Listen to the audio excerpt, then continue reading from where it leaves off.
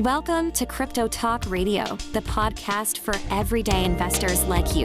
Visit us on the web at cryptotalkradio.net. And now, here's your host, Leister. Thank you for that, Bailey, and welcome everybody out there in Crypto Talk Radio, found at cryptotalkradio.net. We're coming off the tail end of a brutal heat dome effect, which locked in humidity, temperatures spiked, and of course, I don't use the garbage known as Fahrenheit, so I cannot describe that for you. I use Celsius because anybody with common sense uses Celsius. It's more logical. You know that the closer you are to zero, it's freaking cold. It's easy, not this 68 business. So in Celsius, I can tell you that my outdoor thermostat got as high as like 35. That's hot. Inside the house, it held its own with all the changes that I did. It held its own. We kept up to, I think it was like 24. So it held its own, but it was put to the test and it passed pretty good. So at least I know that in the heat, it serves its purpose, and that was great. But now it's kind of tapering off. We had some rain. I think there's a rain and thunderstorm forecast the remainder of the week, I believe is the case. But it feels better. It's a little muggy, but it feels better than what it was. And separate, I got a couple of things I got to take care of. I have not done need to, tax things and other. Got to take care of, but I got my retaining wall in. It's in, and it's been working for drainage. I'm doing a sealant that makes it look nicer and the whole nine, and it looks great. Next up is the rear door or the garage I haven't picked. So I'm still doing a bunch of work on the house, but everything's settled down finally. I still haven't paid attention to crypto, but hopefully people listening to me for a while, thank you, by the way, have noticed what I said is true about Ethereum. I'll be talking about that. And they're ignoring YouTubers who were lying to you all this time and then all of a sudden flipped the script and started saying what I said to be the truth this whole time. Hopefully you're calling them out for what it is. Anyway, let's go ahead and jump right into this business.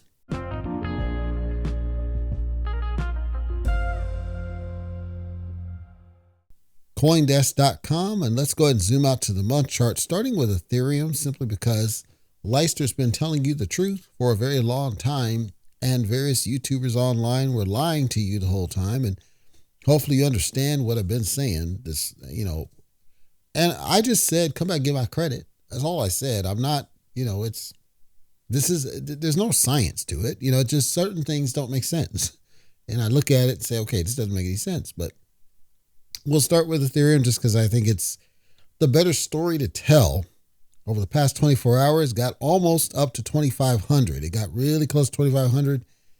A low of 2,400, currently at 24.5 and trending back upward again. There's a strong, very strong push on Ethereum that pleases me. It pleases me. And, Bitcoin, a low of just shy of 105 grand, a high of about 106 grand, currently just underneath the 106 grand. So Bitcoin certainly is up, but again, I said Ethereum is the model. If we didn't see Ethereum go anywhere, all the rest of it felt fake. And so we see Ethereum certainly going places, and then it's bringing up all of the other stuff with it. XRP's up, BNB's up, Solana's up, Tron's up. All of these are going up because Ethereum runs the game. Has been the case for as long back as I can remember, 2020, 2019. Ethereum runs the game. Some might question, why does it have such a hard connect? And I think the strongest message I can give you is Ethereum just so happens to be paired with a lot of stuff. It's one of the more mature chains. It's one of the more heavily used chains. It's one of the more stable chains. And so from a longevity perspective, it's paired with a lot of stuff. I think that plays a lot into it. I don't know necessarily that there could be, but I don't think there's a aggressive buy sell thing going on. I think it's really more just Ethereum has been around and it's used because it's been around and people trust it. It's confidence in it. I think that's really what's doing. I could have that wrong. But that's been my sentiment for the longest time. I've never questioned its ability to recover, but the timing is weird because it took a while to even get to this point. And remember, we're still not near the all-time high. The all-time high is $4,800. We're still not close to that. So we still got a long way to go. I just felt, again, if you notice, all of the other stuff other than Bitcoin ran up when Ethereum started even just the slightest bit of move. Imagine the prices of stuff if Ethereum did get back to its all-time high, and imagine what the prices would be if Ethereum exceeded its all-time high.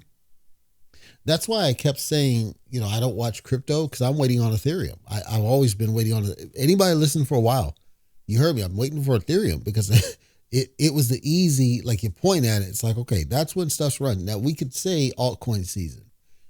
Is it that simple? Maybe. I don't think it's that simple. I think it's really just Ethereum itself being paired to so much and being so mature creates positive movement and everything else, not Bitcoin. So then you get kind of a competitive state.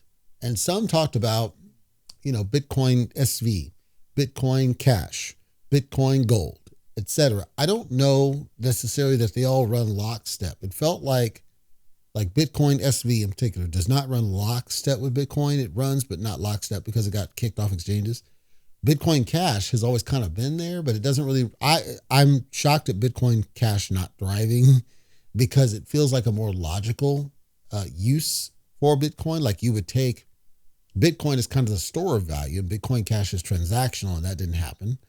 Bitcoin Gold's just kind of out there. PAX G, which is the gold pegged, ran before, and then it kind of tapered off.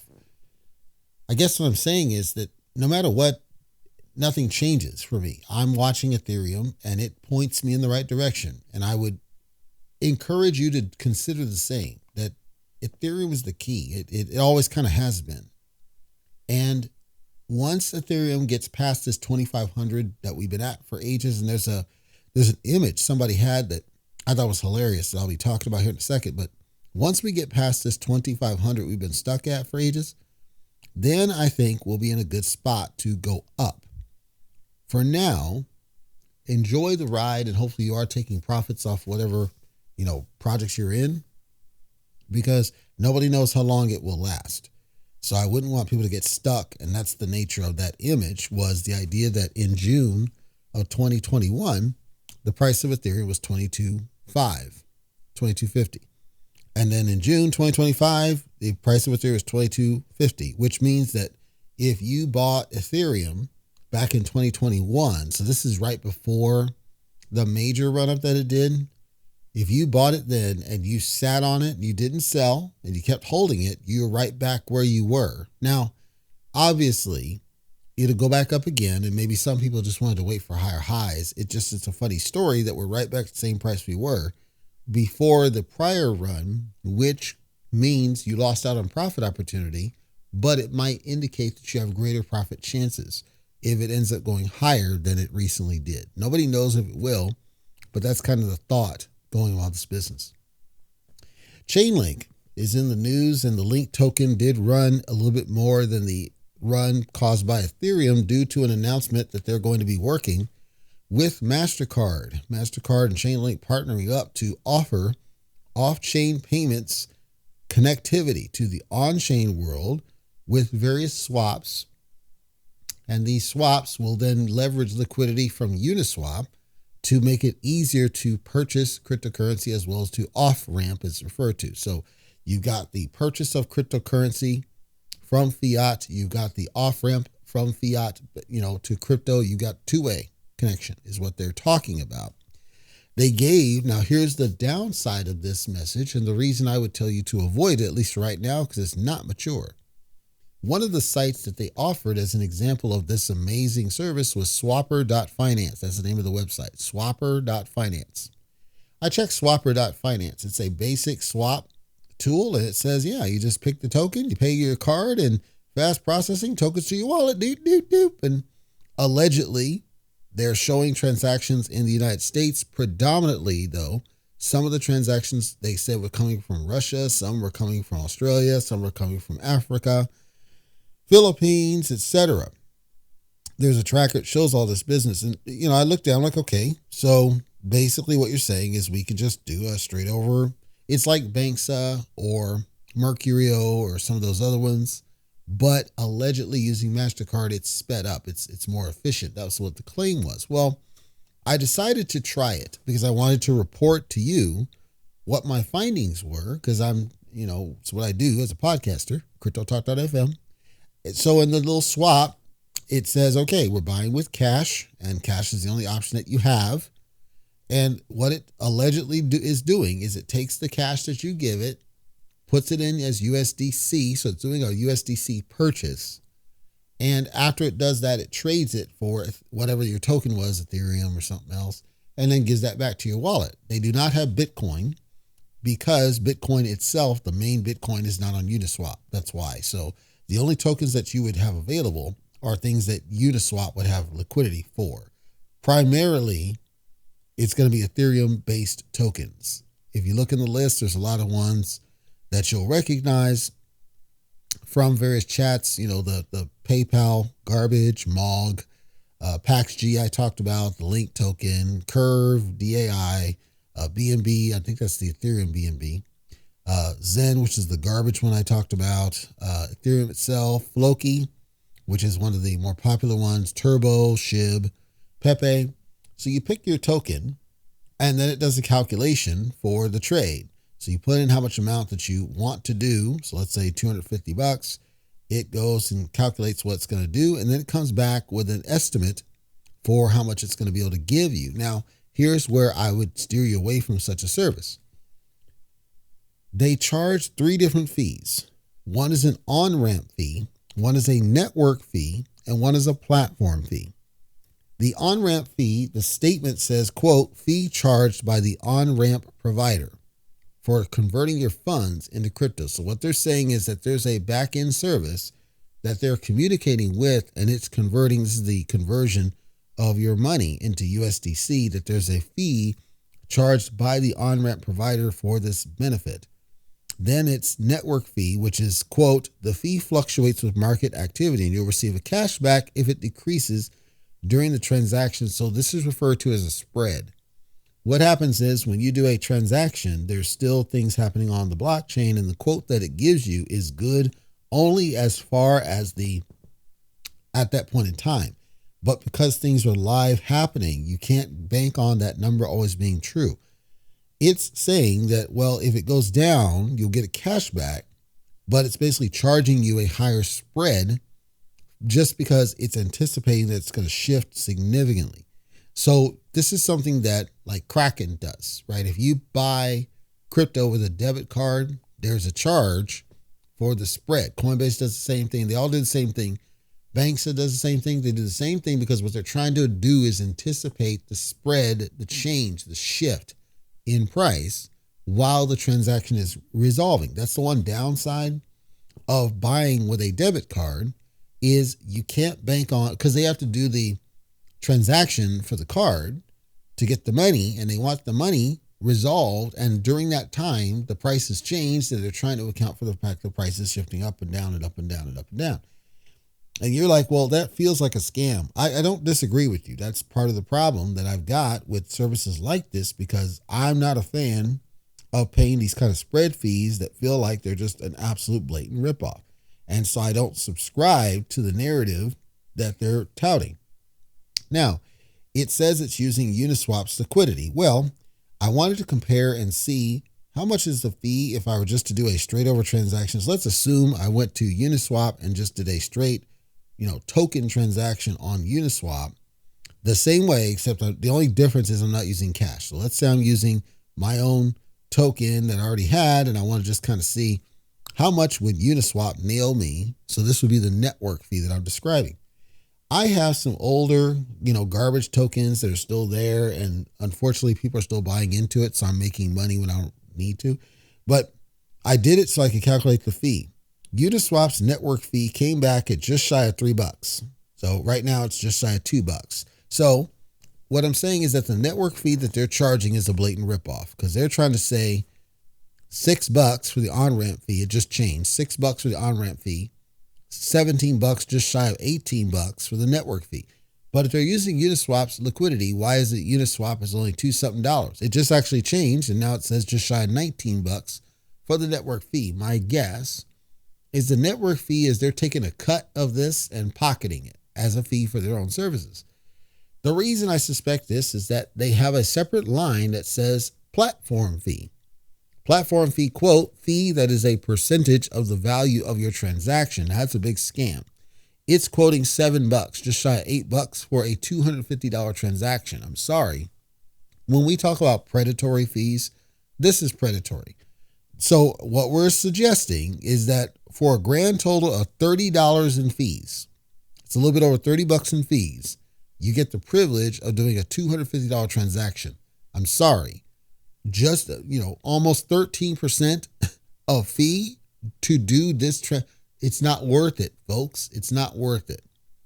You're like, well, how would I buy into crypto? Because if you sign up with Kraken, who I would argue is the easiest to get set up with, if you sign up with Kraken, they allow you to transfer money to them either via ACH or via wire. I recommend doing the wire because it's faster, A, but it also gives you instant access to the funds, B, and then C, there's no fee for that part of the transaction. Then you can transfer it into Kraken Pro. And what happens with Kraken, the basic one, if you do a transaction at the basic Kraken, it's doing a market order. So it's going off of whatever that basically going to be the highest price possible. Think of it that way.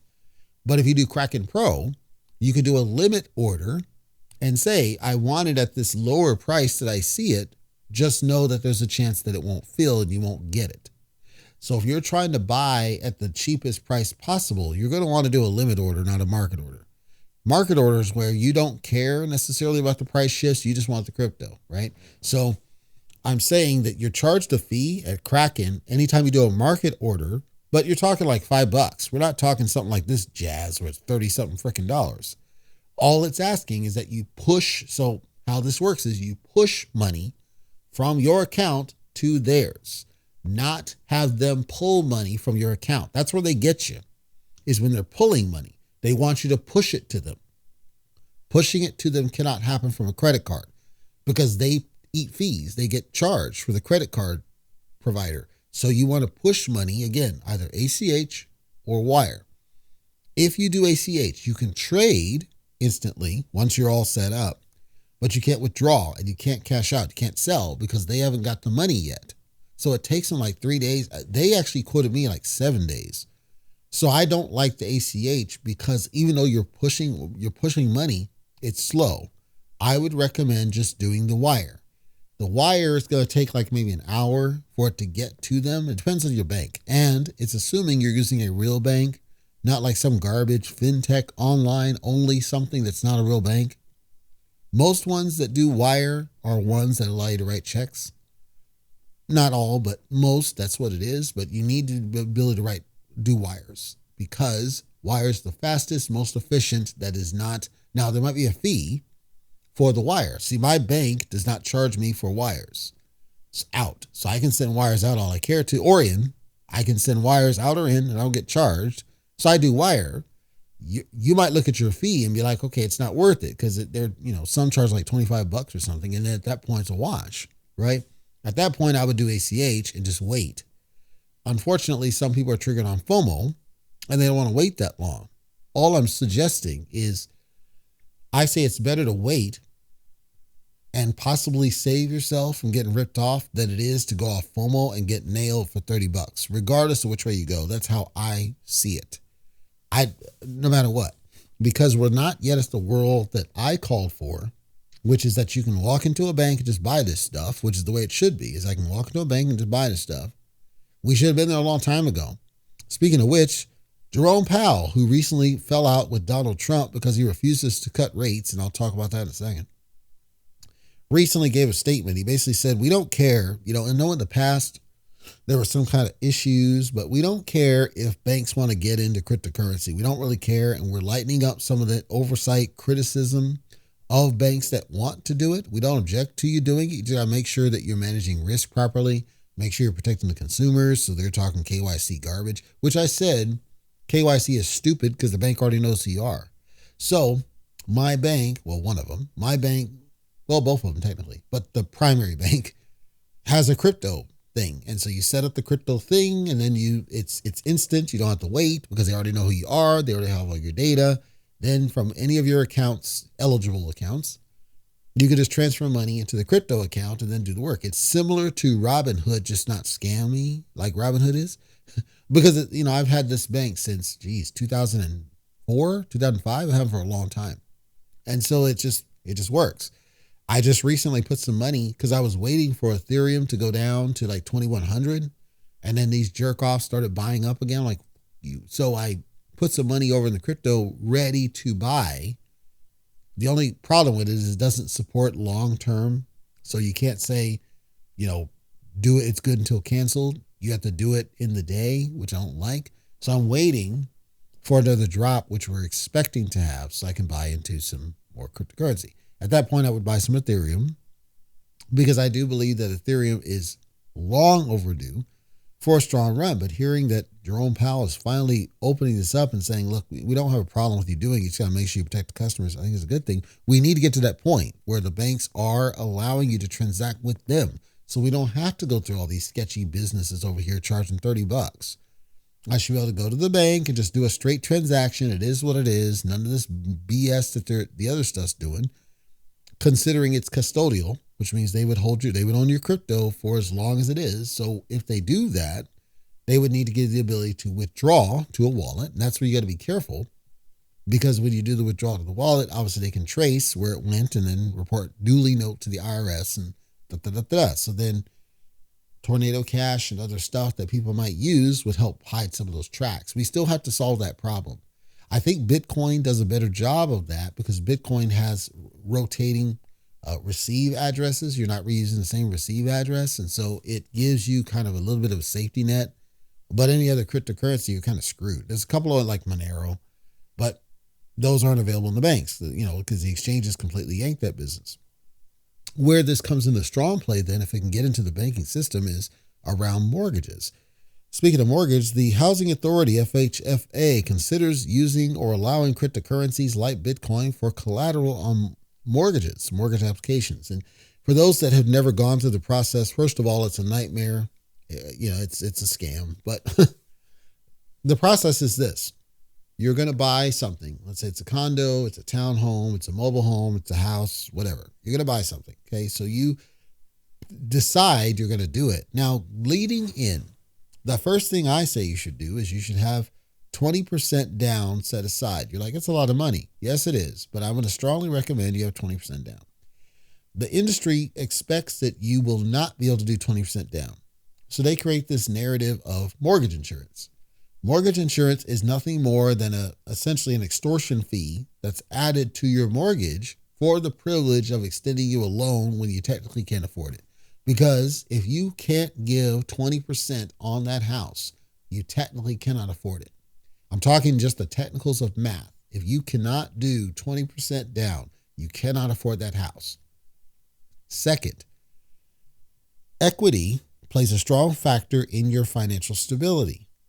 20% down gives you an advantage, and it also acts as a buffer when the government plays with your money, right? Inflation, and the value of your home starts to fluctuate more than it's supposed to.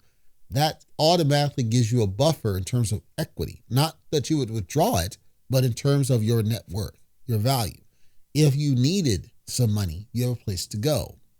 That's the problem with people that don't put 20 down, because you're now running check to check, potentially, because if you couldn't save that much, you're probably check to check. And if you're check to check, you're at a strong risk of losing your home. There are programs, Fannie Mae, Freddie Mac, you probably heard these terms. There are programs where they're working to try to get more people into homes that technically can't afford it. They have all sorts of money, the feds, that they've set aside for states to benefit people who are trying to get into homes that can't otherwise afford it.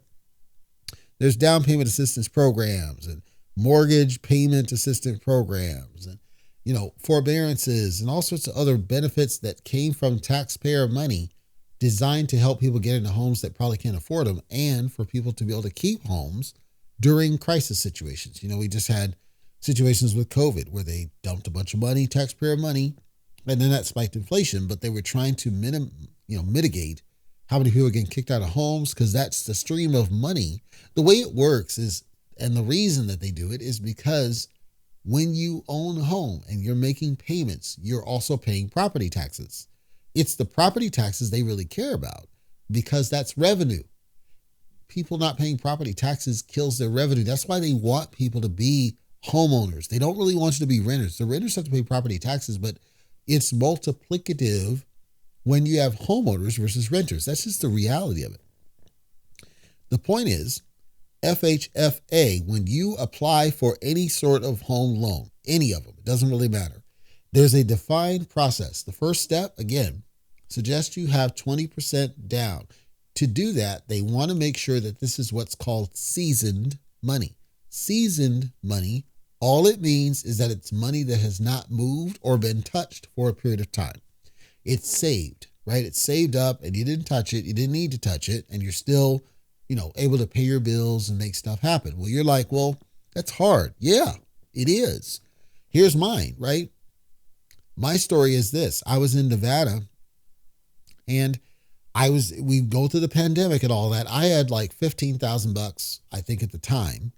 And I hired 2 kids out of college. I think I told this story. Hired 2 kids out of college. So I'm paying them. Like I could have kept that money and kept stacking, but I was trying to help these young kids during a tough time. Plus I was trying to use their skills and their fresh eyes to, get some business. It was rough. It was real rough. It didn't work out, but I was essentially broke. I went broke at a point.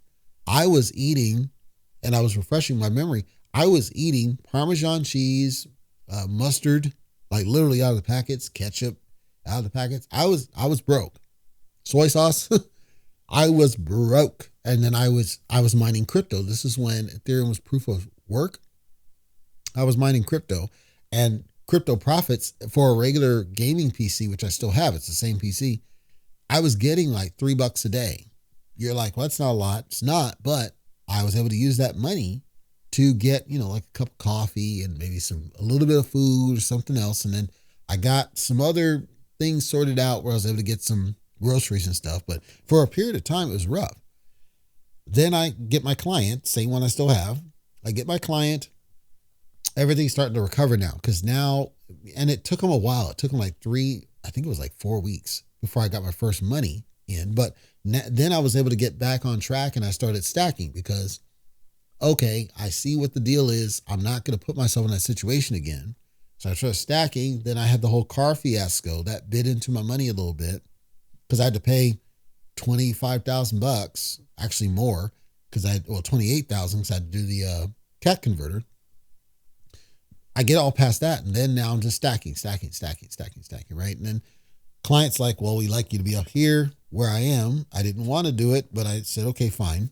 Okay, so I pack up the truck and I moved to Beverly. I'm not in Beverly, but you know what I'm saying? I did all that, so I spent more money in the moving stuff. I had to ship my cars up here. I had to get a van, load up the van. I had to get storage, shipping containers. Then I had to do the unload when it was a lot of money, way less than I've done in the past, but it was still a lot of money for the move. But I had stacked so much that by the time I got here, it only took like a year for me to replenish what had been spent. And then I had enough money to put 20% down on the house. I told that story because I make a lot of money, so I understand it's not easy to do what I'm suggesting. The reason I recommend doing it is that everything in the process was dirt simple because I did it. The last time I didn't do it, which I certainly could not have afforded that house. I knew it, but they were willing to give me the loan, and I was naive. They said, yeah, 5% down and you're good. And then there's a state program, and the state program basically said, well, if you're approved based on a certain income limit or lower, you get, it was like a $2,000 tax credit. It was a credit, which meant that if my tax bill is $2,000, you owe nothing for the duration I own the house. That was the incentive that they sold me. And it was a scam, but they sold me. If you do that, you get $2,000 off your taxes, which offsets your expenses because it means you have no tax bill, right? So I'm like, okay, let's go ahead and run with that. And again, it was a chaotic nightmare because I had escrow. Escrow is a scam. I don't want to bore you with escrow. Suffice it to say, escrow is good for people that don't want to deal with the property tax bill and the homeowner's insurance bill. They don't want to manage it. I think it's a scam, but it is what it is. I have no escrow now. If you don't do 20%, they force you to do escrow. And in some cases, in some programs, and they force you to do mortgage insurance. And mortgage insurance, like I said, is an extortion fee. So your mortgage insurance, the homeowner's insurance, which is a different insurance. The mortgage insurance doesn't really do much. It's to compensate whoever lost money if you default on the mortgage. That's what it's for. It doesn't benefit you. It benefits the bank. So you're paying a bunch of extortion fees to the bank benefit. Homeowners insurance, which is probably not competitive in what it is. Property taxes, which fluctuate. We know that. All of that's then wrapped into the mortgage itself. So then what you were sold when you go through the process, it's like, oh yeah, $1,200 a month. And then you get to the closing table and they're like, yep, $2,300. I'm like, what are you talking about? That's what, well, you got the escrow and you got the do. That's the scam. If you do 20% down, all that goes away. You run the game. You dictate it to them. You tell them. They'll offer you the lowest rate they can. They'll ask you if you want escrow. You can do it if you want, but you don't have to. And I say don't, unless you're one that, you have trouble managing the bills. But to me, I think it's a scam. But you choose. You're in control, right? So you say, okay, I don't want escrow. So you don't want escrow. You get the lowest rate possible. Even if you don't have the greatest of credit, it's the principle. It's like, okay, if you got 20% down, you got cash. We don't got to worry about you. And you can prove steady income. I think they want like 3 months or whatever it is. Steady income, sufficient amounts, way higher than the amount of the mortgage. They will not mess with you. And the 20% is the main reason they will not mess with you. No escrow, no mortgage insurance. You still need homeowners insurance, but you can pay it out of pocket. And if you shop around, you're probably going to get it dirt cheap to where you can just pay it off in a year. And you get discounts for paying a year. You get bundle discounts for your car. Like there's all sorts of things you can negotiate to get that price down to where now you can get that cheap mortgage rate. That's what I did. Like my mortgage is essentially the same I was paying for the rent for the place I came from. But now the money benefits me because it's equity. I told all that because in the current process flow, that's the way it works. They want you to put 20% down to get the best experience. If you don't put 20% down, they essentially treat you like a criminal. That's the bottom line. I don't care who says otherwise. That's the way it is. I just went through that back in 2014. That's how it is. Or 2013. That's how it works. They treat you like criminals.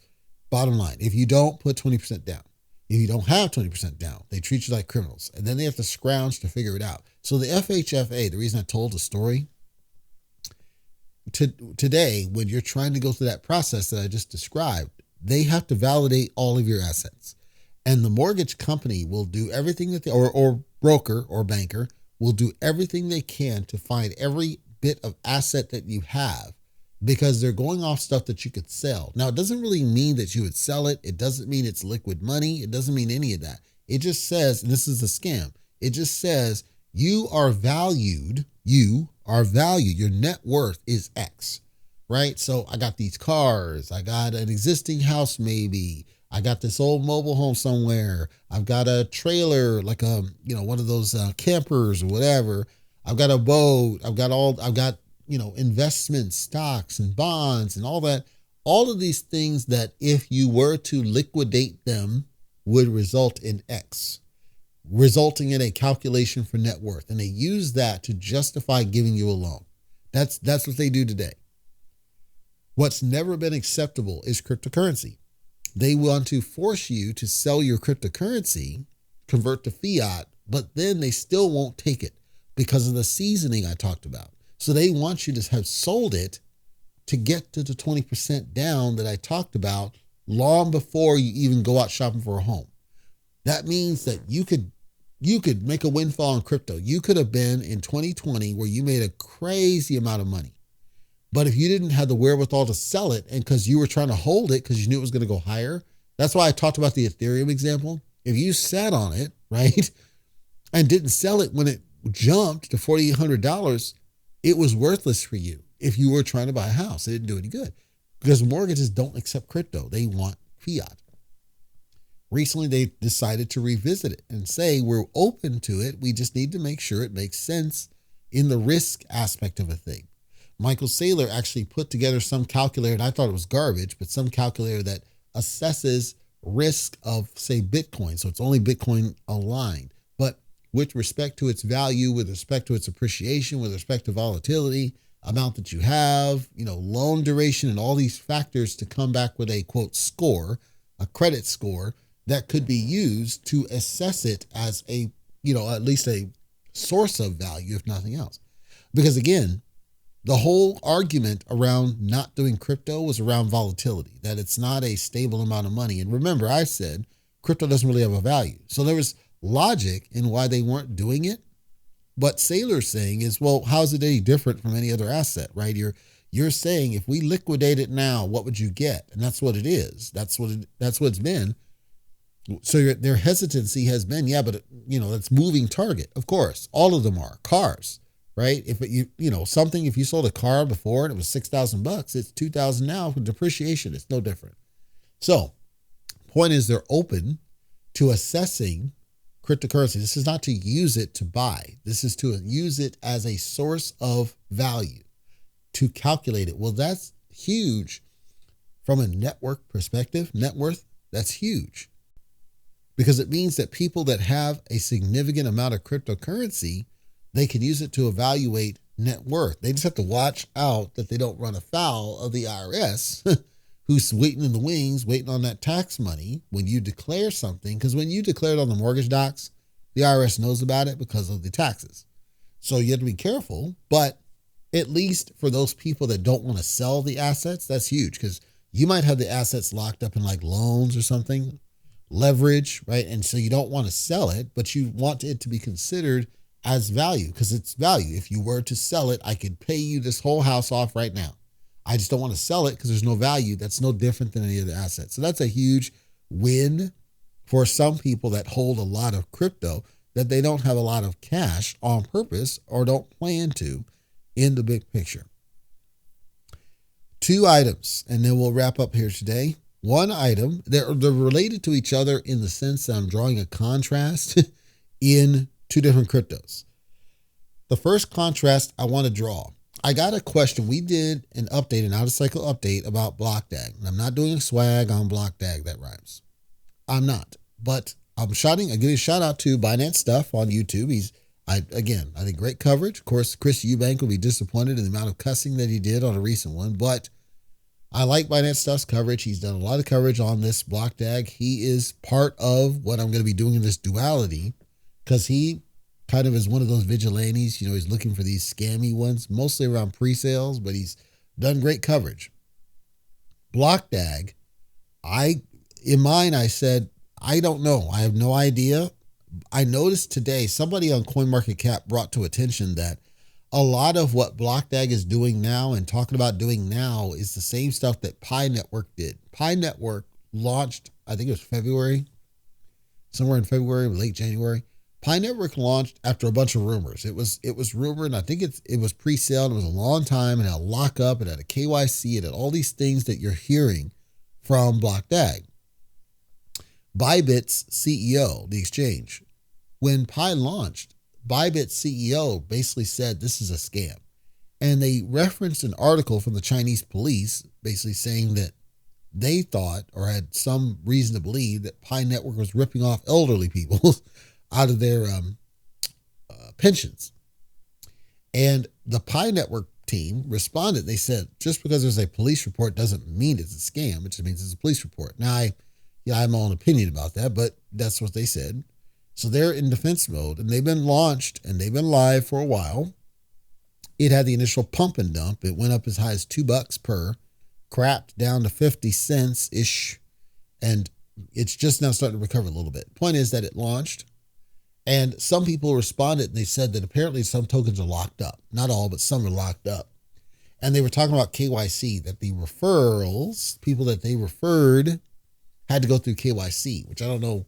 That sounds similar to what BlockDAG was talking about. The point is that there's similarities in the launch strategy for Pi and the launch strategy for BlockDAG, all the way down to supply, because apparently Pi's total supply is 100 billion. And I think they said that the circulating supply was like 6 billion or something, but the total is 100 billion. And they were doing calculations saying that this is going to have some price problems because of what it is, but it's a very close supply number. And my point is to block DAG. So I called that out, and I called that out here to say, I still don't know what block DAG. I have no idea. But the fact that Pi Network was doing it, Pi Network was doing the same thing with engagement mining. It was doing the same thing with referrals. It was doing the same thing with bonus codes. Same, like almost textbook. Tells me one of two things. One, same devs. I don't know. I'm saying one, same devs, or two, copy. Just a straight copycat. If it's a copycat, that would seem to strengthen the idea that it does launch as something. We don't know what the something is. And if it does launch, there's a possibility people are going to make some money on it because ones that launch, there seems to be something there. We don't know what that looks like. So I'm going to keep an eye on it at this point. And again, I said I'm going to look at the X30 because I'm committed to saying, okay, what the heck's going on with this business? But I'm saying Block DAG and Pi have similarities. Why they have similarities, I don't know yet.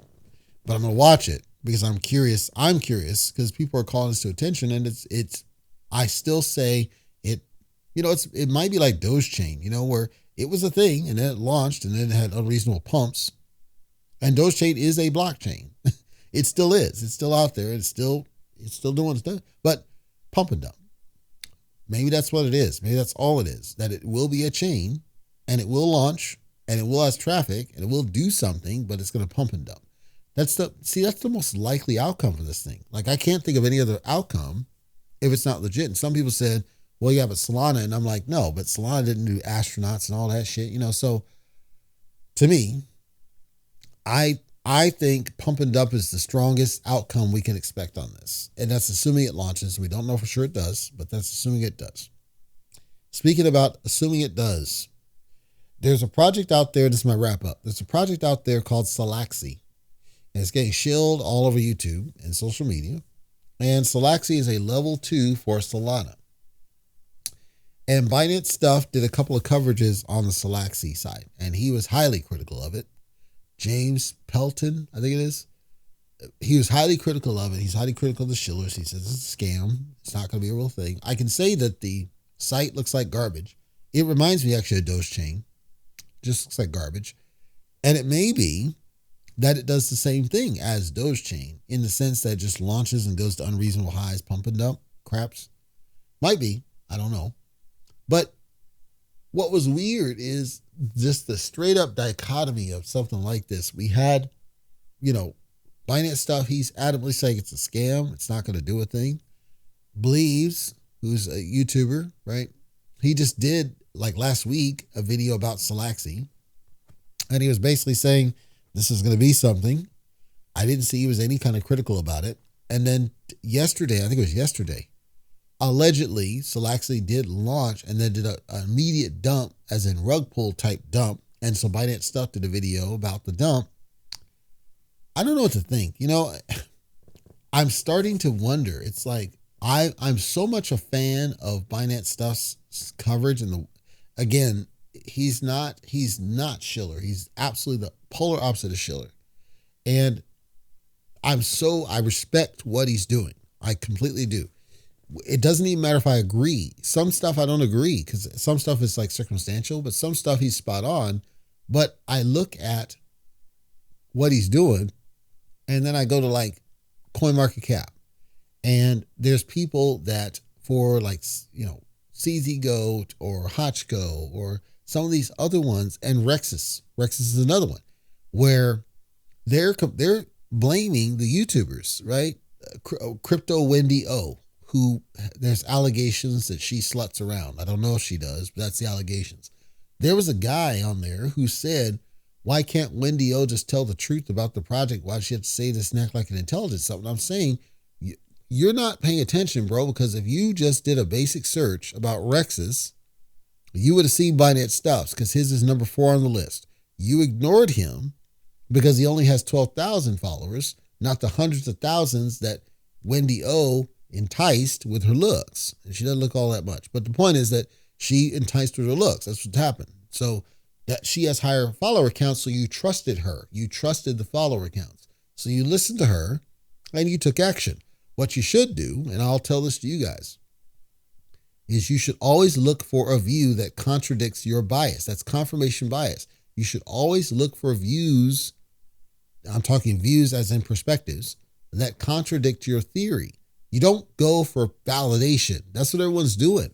It's like, well, it looks good. I want to find somebody else who says it looks good and has 500,000 followers. No, because you're going to get trapped every single time. You should go after, and chances are the ones who will tell you the truth are the ones who have low follower counts, because the ones who have high follower counts either A, paid for them, or B, most of the groupthink has set in. They're going after people who have high follower counts, and that's the pattern. So you feel like they must be trustworthy. Having high follower counts doesn't make you trustworthy. The information makes you trustworthy. You have to listen to them. And it's, again, more probable that a lower follower count is indicative of somebody who's telling you the truth about what it is, because I have no need to go out and poach for followers or anything. You haven't heard me on any of the shows, like, subscribe, but that you hear from everybody else. Why? Because I know it matters for YouTube, but my distribution to YouTube is incidental. It's not purposeful. It's my podcast is what matters. The podcast replicates to YouTube. I don't care about YouTube.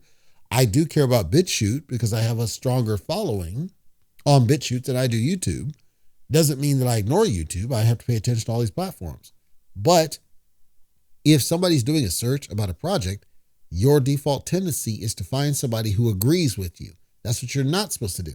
You're supposed to search for people that have a dissenting, look it up, dissenting opinion about what you think.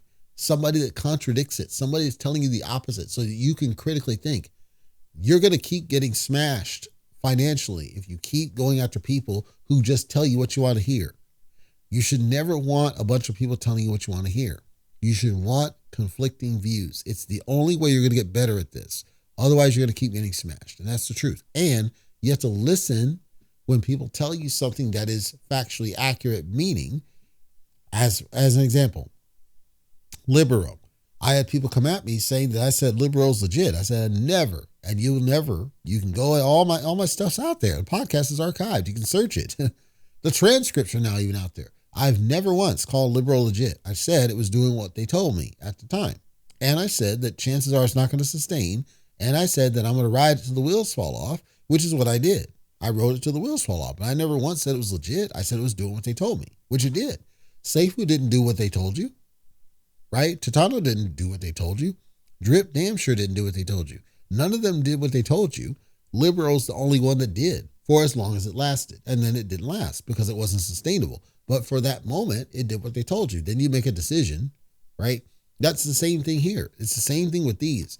You have to look at it and say, that's not sustainable. That's risky. That's whatever. It doesn't mean you don't do it. It means you understand you got to take action when it's appropriate. Like any other crypto, it's, do I sell? Do I buy more? Do I DCA? What am I going to do? And you need to understand all these things to make your own decision and not wait for some girl to tell you that that's what it is. That's what gets you wrecked all the time. You're following people that you think are attractive and have a high follower count instead of or the overly excitable people out there.